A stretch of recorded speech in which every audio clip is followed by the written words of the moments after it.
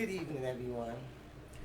My name is Theresa Ellis, and I'm accompanied by Donna Jackson. And we're here today to discuss living with COVID. I was diagnosed with COVID in early April.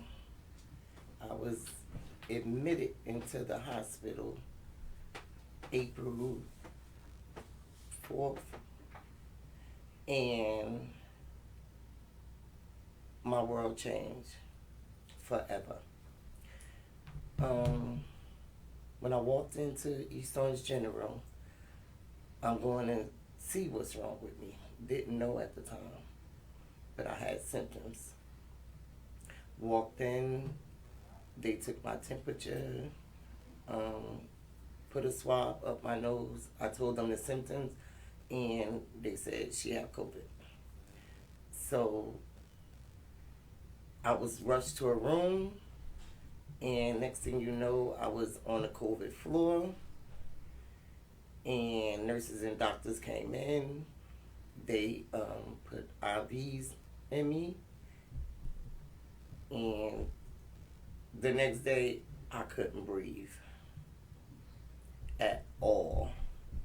I went from breathing on my own to not being able to breathe at all. I was hooked up to oxygen, and just in a matter of days, I went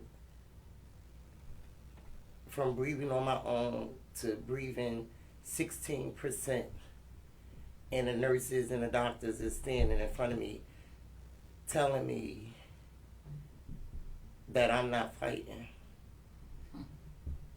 And I don't hear the whole conversation, but you don't even know me. I haven't even had a conversation. Right. I just been admitted, and I'm going from someone that was breathing yesterday to someone who needs full blown oxygen to be able to live. And I don't know what's going on, but I know my body is weak.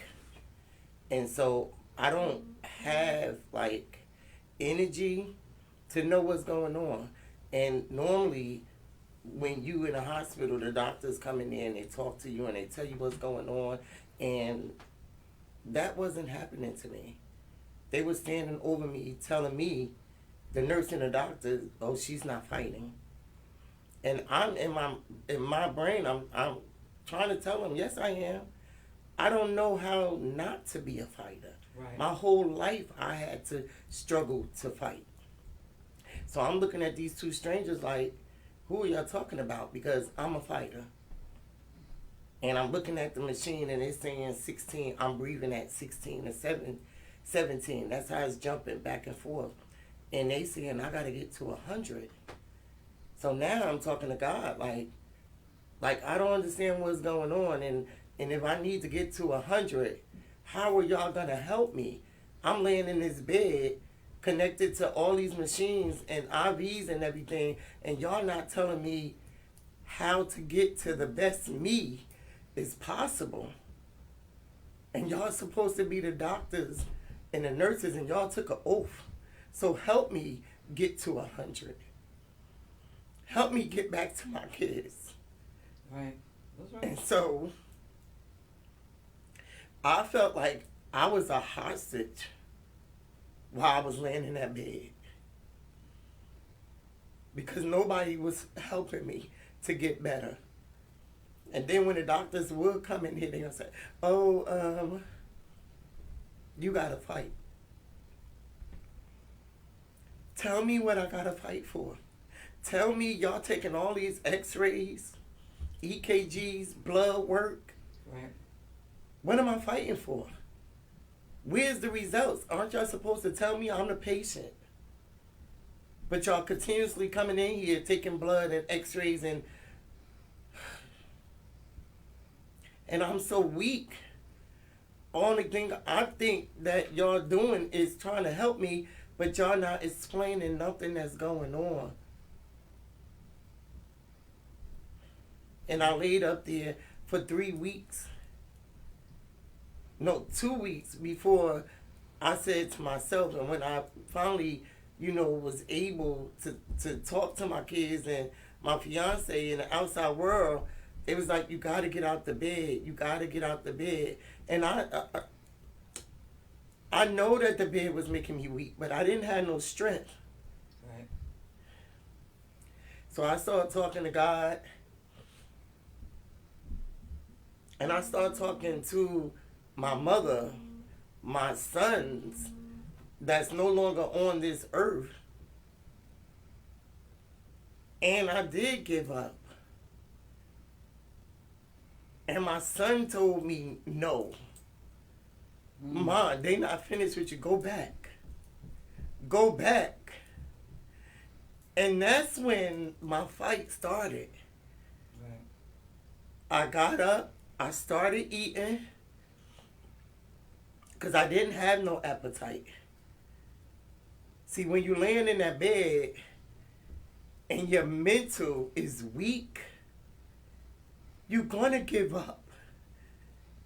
And this is why I feel so bad for so many people. I was hearing cold blue, cold blue. You know what cold blue is?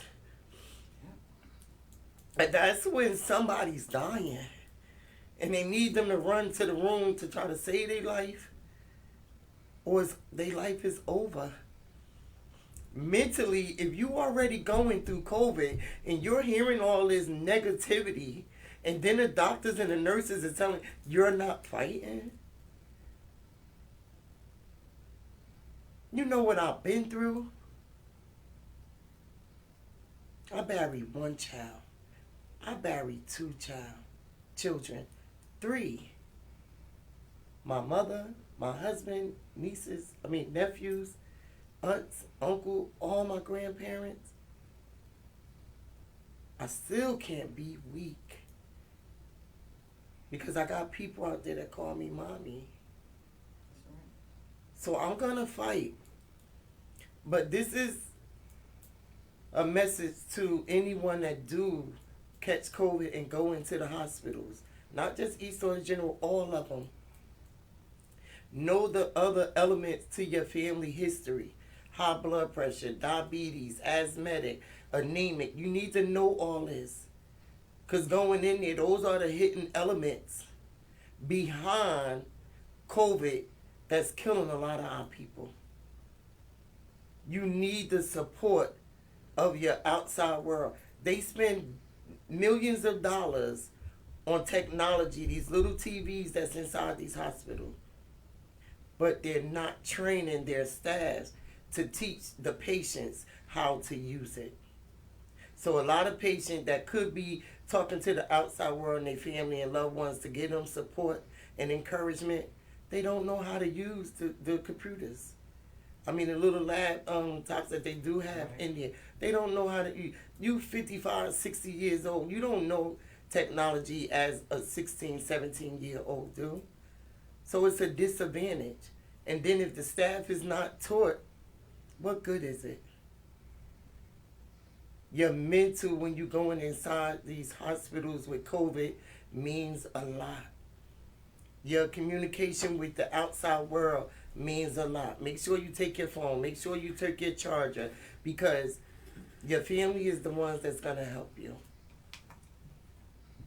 I did have a couple of CNAs that came in there, and maybe a couple of nurses that came in there after I started progressing myself, because I started asking questions. Remember, a closed mouth don't get fed.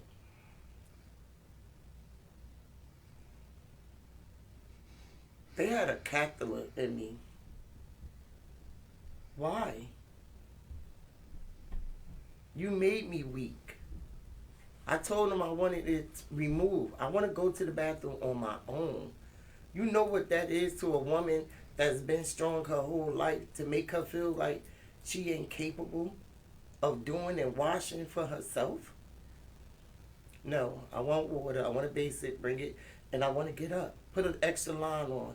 And I'm not going to lie, it's hard for me to breathe on an everyday basis right now. I went from East Orange General to the Columbus Rehabilitation Center. Oh my God. I have pictures. I'm laying to someone who's on a ventilator. Now I'm trying to fight for me to be able to live and get out of here myself. But when I said I'm a hostage, because every time she choked and they ran in there to revive her, I'm crying because we in this together, and I don't need you to die. Because if you die, it's a chance that I might die. And this is not what I want to see. And this is not what my mental need. I need you to survive. So Sandra was her name. I used to talk to her, Sandra, we got to fight. We got loved ones out there that need us. We got to walk out of here. And I communicate with her daughter right now today because the loved ones of these people are just sitting there. They came in there, they removed her mother tube and put another tube down her throat. She was, her legs, she had butt sores. Like, I don't even know how her family sat up there so long without asking them, can they see it? How do someone that's been in the hospital for 3 months get the severity of bed sores that she had? And she's under the doctor's care 24/7. I don't understand it, but we got to do better, people. We got to start asking. I call the head administration of the hospital. I got them down there. Because, like I said, I was a hostage. When they changed her bowel movements and everything, they were sitting at the foot of our bed. And from the 11 to 7 shift, sometime if they changed it when they came on at 12 o'clock, they would leave it in the room until 2 or 3 when the cleanup crew was getting ready to come around. No, we have to do better. We want answers. We want accountability. Don't just because your loved ones is in the hospital, assume they're getting the best of care. Because a lot of them is not. I had another young lady as a roommate. She was Spanish. But I couldn't understand her. But I knew she was screaming every night. 2-3 hours out of the night. And they wasn't paying her no mind. So when someone did call her phone, I told them, y'all need to come up here and check on your mother because they treating her bad. And she would be screaming because she had moved her bowels.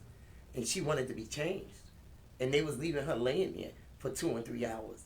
Because they didn't want to lift her up, change her, wash her, and all that. They didn't want to do all that. But it's their job. And that creates bad sores. Whew.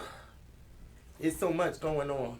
I'm not taking from every hospital because we do have some good, just like everything else. There's some good apples and there's some bad. But people are being tormented. And a lot of them don't want to share their stories. And if you out there and you do want to share your story, please feel free to inbox me. Because I know I am not alone.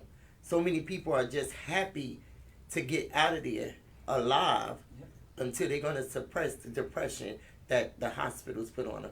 I'm not willing to do that because there's a lot of people that's going to come after me and that's going to be treated this way. My prayer is that we make things better for the next person that's going to catch COVID and have to go inside of there. And let me say this. I know someone that went and tested 3 times. 3 times. It's the game. Positive. Now they done quarantine for 40 days. They ain't been around nobody. They been confined to their house. And they still testing positive. How was that? Because it's a game. I don't know, but we went from charging to be tested to every test is free. Pay attention to the signs. Yeah. Pay attention to the signs. We all got phones, all kind, iPhone, Android, everything out here. Let's start Googling more information. Let's start doing our research because I know what's going on is not right. I'm praying that somebody help us because Well, I'm going to ask you and I'm going to add, and there was another young lady supposed to be on with us, and we'll get to her, and I'll get her next week, because her mom was in East Orange, and her mother did not, her mother succumbed to her illnesses. And been talking about this for a long time in our community about the healthcare system and the treatment that we get. And unfortunately, these hospitals, for the most part, were horrible in terms of servicing us. They're not healing anyone. They're, in a lot of ways, causing more injury. Our diabetes community, our heart community, and that everyone who has a pre-existing, everyone who has an issue, this whole pandemic brought that 15-fold. yes, And because you couldn't go in the emergency room anymore and have asthma attack without it being COVID, right? Many people were killed. Now, I'm going to say that. You know, some people will say allegedly. Some people are a little afraid to say it, but I'm not. We killed people, right? Because if I'm coming in for asthma, what you put me on the respirator for? That's going to kill me. They forced us to leave you there, Theresa. Leave Matthew, my son. Leave you guys when we brought you to the hospital. No visits. You would go in with non-COVID, and the moment the family starts asking questions, all of a sudden, oh, well, we tested her yesterday. She's positive for COVID. No visits, no doctor. So now, like you said, I remember as we talked about this about 2 weeks ago, I remember you saying to me that when you were in one of your darkest moments, you could still hear the doctors and the nurses saying to people's family members, oh, she giving up. There's nothing else we could do. do you want to resuscitate? Right. Do you want to sign? Do you want to consent for do not resuscitate? Now, like you said, all these devices not being used because let's be realistic as well. When you cut off from your family, as you were, right? We can talk on the phone. Mm-hmm. That's not the same as me touching you. That's not the same as me seeing you. How about, okay, we got a COVID floor, just like we're in this studio, there should be windows. I should be able to look in. You should be able to see me. We might can't touch. There's some things going on. Okay, no problem. It's just like when a person comes in and they have a contagious virus. You got to put the blue suit on. You got to put the hat on. You got to put your full hospital gear. So when you heard those doctors even telling your own family, because I remember the conversation I had with a couple of family members of yours, telling them, oh, she's not going to make it. She's giving up. And I know that inner strength in you gave you the strength to pull out of that. But family after family after family, and hearing that, and those of us who are not as strong, that's enough to wear us out, wear us down. I know because you hold on to God and you got a deep faith, you know, and we got that faith thing locked in. Yes. Amen. And God said, and your son said, go back. Mm-hmm. And your son was not playing. Go back, Mom. Yes. Ain't nobody trying to hang out with you up here. Get out. In other words, right? So I just want everybody to understand, that, especially those that's just tuning in, this is my sister TC. This is Theresa. Mama Theresa. And she's giving a first-hand account because many of us are afraid to speak the truth about what's going on, y'all. And we got to do that. I tell y'all that all the time.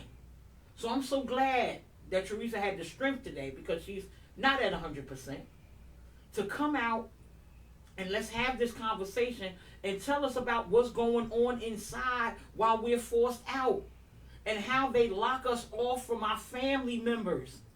We have family members and loved ones right now. A couple of my dear mothers in the same situation. What are you putting a catheter in folks for? Because that debilitates me to walking. So you telling me, Donna, don't get up and go to the bathroom. Theresa, don't get up and go to the bathroom. Stay in the bed. Mm-hmm. And you continuing to drain our energy. Mm-hmm. So, of course, You know, we under there. Oh, the blood pressure's up today. Your mother has to. We got to give her some more oxygen because the oxygen level. Because I'm aggravated because a catheter is pain in a man or a woman. So go ahead. And Because it hurts. then, like I said, I have pictures. As I was getting my strength back and mentally building myself up, I started taking pictures of the medicine that they were putting in me. Yeah, Sometimes they would put in 2 and 3 injections inside of me at once of medicine. Now remember I said nobody explained what medicine they was putting in me. Right. And when I was asking the nurses, they would say, oh, you gotta catch the doctor in the morning when they come or at night. But I'm so out of it until I be asleep when they do come around, so I don't get the chance because the medicine is knocking me out. Mm-hmm. So they had me on so much meds. When I did, after they took the catheter out of me, and I did get up out of the bed to go to the bathroom,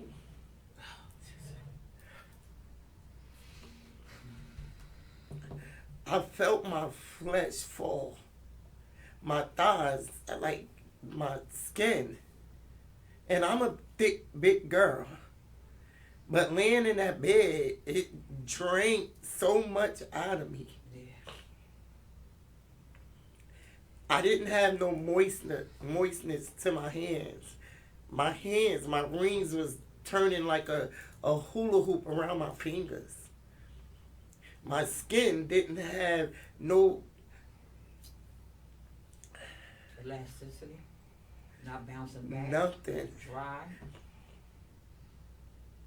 When I went to go sit on the toilet, my bones went to the toilet.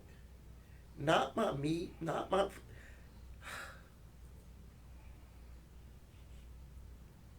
And that's when I started telling them, no, I need to see the doctor. I called my kids. I said, Mommy, call up here. I said, Mommy, they're not doing me right. Mommy, something is wrong. And she said, what, Mommy?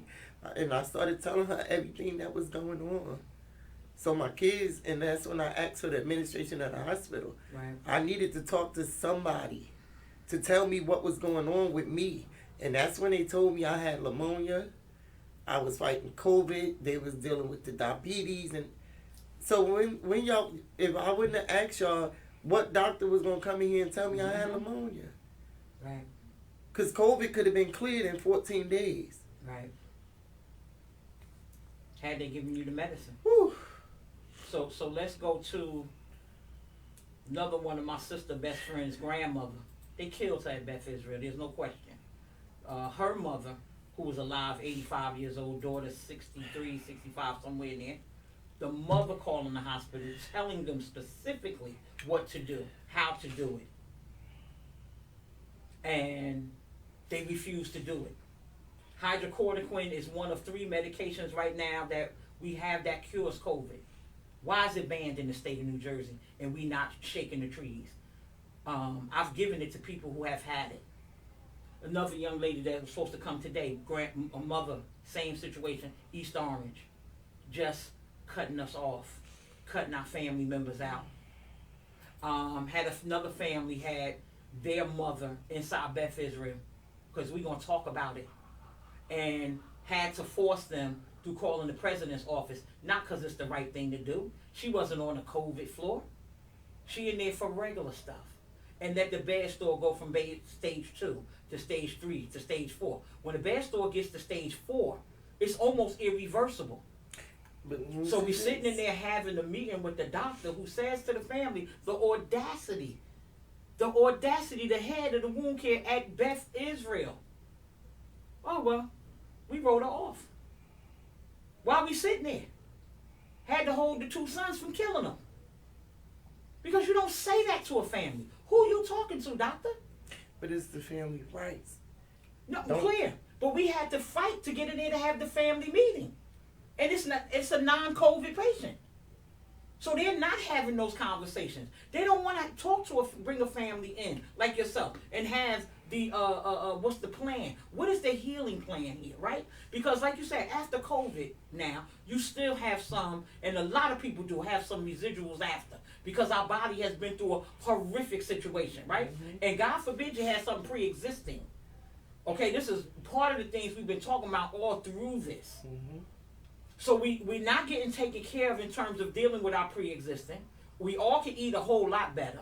Nobody's talking about any healthy healing. Mm-hmm. Nobody said, let's give Theresa 4 times the normal dose of vitamin D. Let's give her some vitamin C. Let's give her some of this. Because they can give you that. They can give you a B12 injection. They can look at your blood and tell what's going on and what is needed to heal you. When your blood is low, everything else is low. Matthew back in the hospital again now. And here we go. Oh, his blood low. It's a 6. It should be a 12. Okay, so what we doing? So Mom, I take the vitamin D in because at least I overlook you non-COVID flow. You can go in. I took him his vitamin D, his vitamin C, right? And I told him, I said, son, I know you don't like beets, but you about to drink some beet juice, right? I'll pour a little apple juice in there to give it a little taste. Close your eyes, and you're gonna drink a cup a day because beets are good for your blood. And it's not about what you want to eat and what you like. It's now what's going to make you healthy, what's going to build you up. But I went in with all my medication that I was on, mm-hmm. and it didn't prevail. I'm on like 7 more medications, mm-hmm. On top of what they dismissed out of the medications that I was already on. Right. So now I'm taking about 10 meds. Right. And gradually I'm taking myself off of them because I'm substituting them with black seed and garlic pills, and I'm doing my own thing. Absolutely, because we realize I'm home now, and as you can see, my fingers is not invisible anymore. I'm getting my complexion back. You know, whew, it's Michael rough. said I had Queliquin. I'm saying it wrong, I know, for his lupus. He caught COVID. 3 days later, he was cured.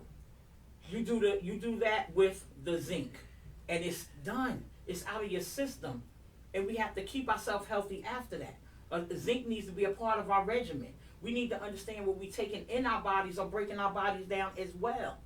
We're beginning to have those conversations, but nobody's having a healthy conversation. We have family members, mothers and grandmothers that have been killed at UMD&J because they're giving them fentanyl for pain management. We have a fentanyl epidemic on the streets of North.